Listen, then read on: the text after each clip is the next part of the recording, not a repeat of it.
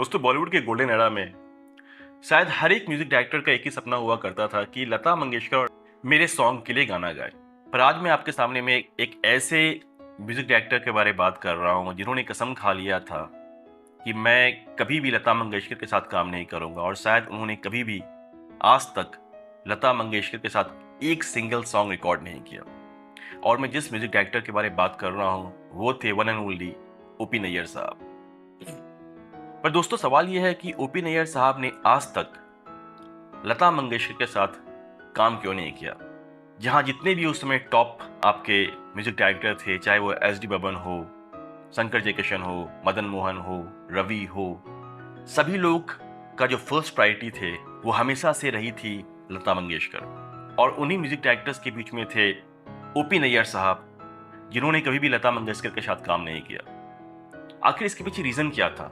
ये क्या आपका पर्सनल ड्रिफ्ट था दोनों के बीच में, कोई आपका पर्सनल लड़ाई था, क्या रीजन था? चलिए इसके बारे में हम लोग आराम से बात करते हैं। दोस्तों ये बात शुरू होती है आपकी साल 1952 में। 1952 तक आने पर लता मंगेशकर जो थी वो एक एस्टैब्लिश्ड लीडिंग प्लेबैक सिंगर बन चुकी थी। एक से बढ़कर एक सॉन्ग वो गा चुकी थी। सारी लीडिंग म्यूजिक डायरेक्टर्स की वो फर्स्ट प्रायोरिटी हुआ करती थी। और ऐसे में एक नए म्यूजिक डायरेक्टर बॉलीवुड इंडस्ट्री में आते हैं जिनका नाम था ओपी नैयर साहब। अब ओपी नैयर साहब एक मूवी के लिए गाना कंपोज कर रहे थे जिस मूवी का नाम था आसमान। 1952 में मूवी बन रही थी आपकी, और उनके दिमाग में भी एक यही बात था कि अगर लता मंगेशकर मेरे लिए गाना गाती है या मेरे मूवी के लिए गाना गाती है तो मेरे करियर के लिए ये काफ़ी अच्छी टर्निंग पॉइंट हो जाएगी। अब दोस्तों जैसे कि मैंने बताया आपको, उस समय ओपी नैयर जो थे एक नए म्यूजिक डायरेक्टर थे, और उनके लिए ये जो प्रोजेक्ट था, ये जो मूवी था, वो काफ़ी बड़ी मूवी थी। खासकर कोलैबोरेशन था लता मंगेशकर के साथ, और इसी वजह से उन्होंने सारा अरेंजमेंट पहले कर दिया था। स्टूडियो बुक हो गई थी, रिकॉर्डिंग प्लान था, मतलब कि जो भी आपका बेसिक चीज होता है रिकॉर्डिंग से पहले वो सारा का सारा उन्होंने पहले ही अरेंजमेंट कर दिया था। और अब अगर किसी चीज का ही वेट हो रहा था तो वो था लता मंगेशकर।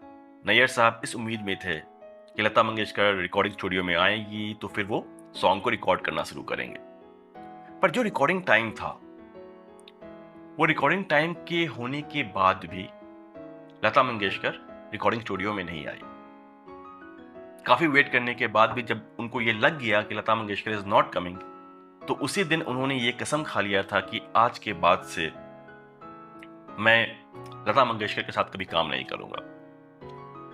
दोस्तों ये तो आपका वो सोर्स है जो कि गूगल में आपको सुनने को मिलता है, लेकिन दोस्तों इस कहानी का दूसरा पहलू भी है। अगर आप कोई भी यूट्यूब वीडियो प्ले करोगे या इनका ओल्ड रिकॉर्डिंग सुनोगे तो ये भी कहा जाता है कि द ओनली रीजन नैयर साहब didn't work with Lata Mangeshkar, क्योंकि ओपी नैयर के अकॉर्डिंग लता मंगेशकर का जो आवाज था वो काफी पतला आवाज था। और नैयर साहब जो थे वो हमेशा उन सिंगर्स के साथ काम किए हैं जैसे कि शमशाद बेगम, बाद में जाके उन्होंने गीता दत्त के साथ काम किया है, और अल्टीमेटली उन्होंने फिर आशा भोसले के साथ कोलैबोरेट किया। तो कहने वाले ये भी कहते हैं कि नैयर साहब हमेशा चाहते थे कि एक ऐसा आवाज जो कि काफी आपका थोड़ा सा आपका मॉड्यूलर आवाज हो, जिनका वॉइस मॉड्यूलेशन चेंज हो सके जिसका। और लता मंगेशकर के आवाज में वो चीज वो देखते नहीं थे। उनको लगता था इतना पतला आवाज है और वो मेरे जो कॉम्पोजिशन है म्यूजिक का उस पर वो खरी उतरेगी कि नहीं उतरेगी। पर दोस्तों अगर मैं इंटरव्यूज की बात करूं, आपने नोटिस किया होगा कि लता मंगेशकर ने खुद एडमिट किया है कि नैयर साहब का जो कॉम्पोजिशन था वो एकदम डिफरेंट था। और वो खुद बोलती है कि मेरा आवाज जो है नैयर साहब की कॉम्पोजिशन के लिए ठीक नहीं था, परफेक्ट नहीं था। एट द सेम टाइम अगर आप नैयर साहब का इंटरव्यू सुनोगे तो उन्होंने हमेशा एक्नॉलेज किया है कि अगर बॉलीवुड में, अगर इंडिया का कोई नंबर 1 सिंगर है तो वो है लता मंगेशकर। उन्होंने ये भी बोला है कि हाँ हमने साथ में काम नहीं किया है, पर मेरे काम ना करने से उनको इंडिया का नंबर 1 प्लेबैक सिंगर होने से कोई रोक नहीं सकता। दोस्तों यहाँ पर अगर आप सोचोगे और देखोगे तो दो चीज हमें देखने को मिलता है।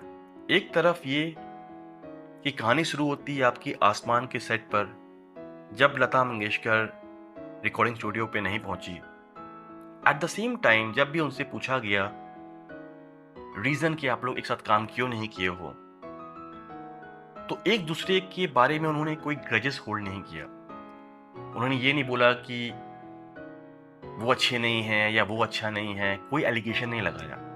एक दूसरे को जो उनका क्रेडिट मिलता है, जो वो डिजर्व करते हैं रिस्पेक्ट, वो हमेशा इन दोनों ने बना के रखा। और पब्लिक फोरम में या कोई इंटरव्यू में हमेशा उन्होंने ये बताया कि शायद मैं खुद ही लायक नहीं हूँ कि मैं उनके साथ काम कर सकूँ। अब लता मंगेशकर जैसा सिंगर, तो उनको क्या जरूरत था ये बोलने का कि मैं शायद इस लायक नहीं हूँ, या मैं ओपी नैयर के जो म्यूजिक कंपोजिशन है उसके अकॉर्डिंग मैं फिट नहीं बैठती हूँ। क्यों बोलना था उनको ये बात? तो ये जो महान कलाकार जो होते हैं, जैसे नैयर साहब हो गए हैं, लता मंगेशकर हो गए हैं, इनके बीच में जो भी पर्सनल रिफ्ट रहा हो, ग्रजेस रहा हो, पर इनको साइड कर कर इन्होंने हमेशा एक दूसरे को एक्नॉलेज किया है, एक दूसरे को रिस्पेक्ट किया है, और तब जाके ये लोग इतने महान बने। तो दोस्तों, ये थी छोटी सी कहानी। इसके अलावा अगर आपको कोई रीज़न लगता है कि ये दोनों ने साथ में क्यों काम नहीं किया है, तो प्लीज़ आप कमेंट करके ज़रूर बताएं। और अगर मेरा ये वीडियो अच्छा लगा हो, then please don't forget to like, share and subscribe. मैं मिलता हूँ आपसे अपने नेक्स्ट वीडियो में। अभी के लिए इतना ही। Thank you.